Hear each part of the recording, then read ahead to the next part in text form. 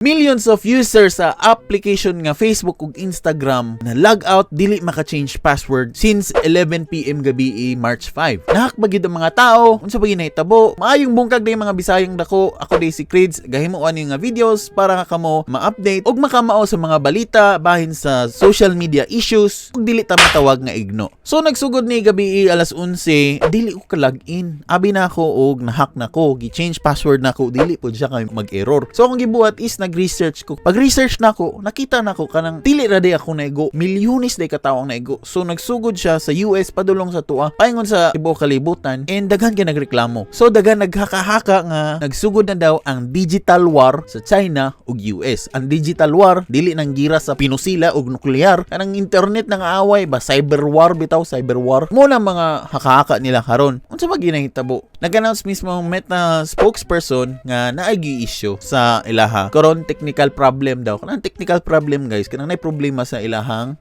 application sa ilang coding or unsa ba. Sa pagin technical problem, wala ta kabalo. Kiningon naman sila technical, kung mayingon lugar ko og naigi salvage dito or ningog technical problem, wala ta kamaon sinitabo, di ba? Going back, nahack ba gyud ang tao? Wala gyud hack. Kay ang usa dis dahilan ani, based sa isa ka theory, before magud ani nga sakuna, si Facebook nag-announce nga mag-add-on sila og bag-o nga feature which is, di ba kanang sa Messenger nimo kung mag-send kag message, di ba dili naman nimo ma-edit? Lugar maka-send ka og buang instead nga lahi, di ba? Gusto nimo i-edit pero walay option, di i-delete na lang nimo. Dahil mag-send ka outro. Karon, ang giapas karon sa Messenger di ay is or Facebook, ma-add tong edit nga option. Pero after anang announcement nga mag-add og edit nga option sa Facebook or Messenger, nagsakuna. So, basin siguro gyud ilagi na problema, technical problem gyud kay kitanan man gyud ang naigo unless kung gi-hack gyud sila, dili ra man na kanang problema sa kumpanya. Kay millions of users of information ba ang naa diha. So, mulihok gyud na ang government sa US kung nana man ang mahitabo. Pero wala may balita nga nana. So, pasabot gyud nga technical issues gyud.